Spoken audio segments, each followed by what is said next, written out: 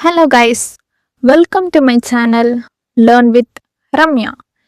இன்னைக்கு நம்ம என்ன பார்க்க போறோம்னா count functions in Excel. இதுல 5 types இருக்கு.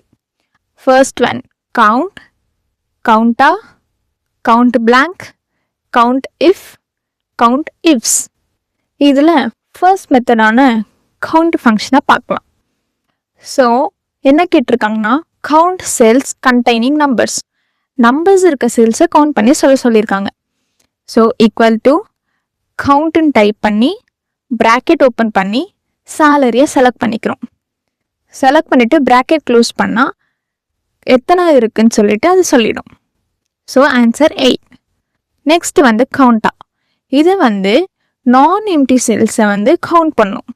ஸோ எக்ஸாம்பிள் வந்து நம்ம ஈக்குவல் டுன்னு டைப் பண்ணிவிட்டு கவுண்ட் கவுண்டாவை வந்து ஜென்ரேட் பண்ணிக்கிறோம். அதுக்கப்புறமா நான் ரேண்டமாக வந்து செலக்ட் பண்ணுறேன். இதில் எம்டி செல்ஸையுமே சேர்த்து தான் நான் செலக்ட் பண்ணுறேன். ஆனாலும் அது வந்து நான் எம்டி செல்ஸை மட்டும் எடுத்து சொல்லும். இன்னொரு எக்ஸாம்பிள் பார்க்கலாம். ஸோ கவுண்டான் டைப் பண்ணிவிட்டு அட்டண்டன்ஸில் வந்து எம்டி செல்ஸோடு நான் ஓப்பன் பண்ணுறேன். ஆனால் அது நான் எம்டி செல்ஸை மட்டும் கவுண்ட் பண்ணி சொல்லும்.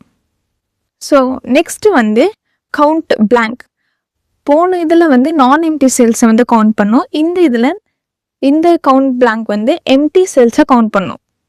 ஸோ கவுண்ட் பிளாங்க்ன்றதோ டைப் பண்ணிக்கிட்டு ப்ராக்கெட் ஓப்பன் பண்ணிவிட்டு ரேண்டமாக நான் வந்து செலக்ட் பண்ணுறேன். எம்டி செல்ஸோடையும் செலக்ட் பண்ணுறேன். ஸோ இதில் 2 எம்டி செல்ஸ் நான் வந்து செலக்ட் பண்ணியிருக்கேன். அது கவுண்ட் பண்ணி சொல்லிடுச்சு. இதுதான் வந்து கவுண்ட் பிளாங்க். இன்னொரு எக்ஸாம்பிள் கவுண்ட் பிளாங்கை செலக்ட் பண்ணிவிட்டு எம்டி செல்ஸ் மட்டும் செலக்ட் பண்ணியிருக்கேன் 5 செல்ஸ். ஸோ இது வந்து 5 காமிச்சிருச்சு.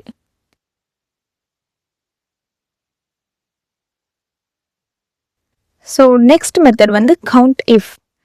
என்ன கொஷின்ஸ்னா how many employees are in sales department. So sales டிபார்ட்மெண்ட்டில் எவ்வளோ எம்ப்ளாயீஸ் இருக்காங்கன்னு சொல்லி கவுண்ட் கேட்டிருக்காங்க. So equal to count if generate பண்ணிவிட்டு ப்ராக்கெட்டில் நம்ம வந்து ரேஞ்ச் வந்து டிபார்ட்மெண்ட்டை செலக்ட் பண்ணுறோம். அதில் நமக்கு யார் வேணும்? சேல்ஸ்.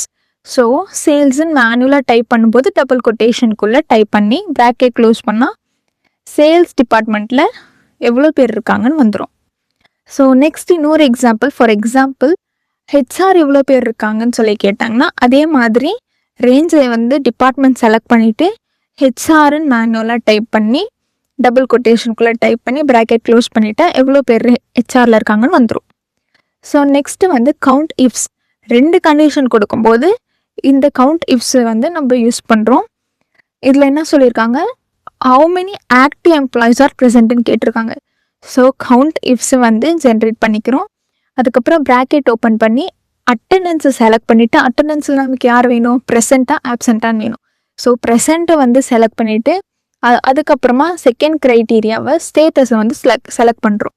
அதில் ஆக்டிவாக தான் கேட்டிருக்கறதுனால நம்ம மேனுவலாக ஆக்டிவ்ன்றதை செலக்ட் பண்ணால் எவ்வளோ ஆக்டிவ் எம்ப்ளாயீஸ் ப்ரெசென்ட்டுன்னு வந்துடும்.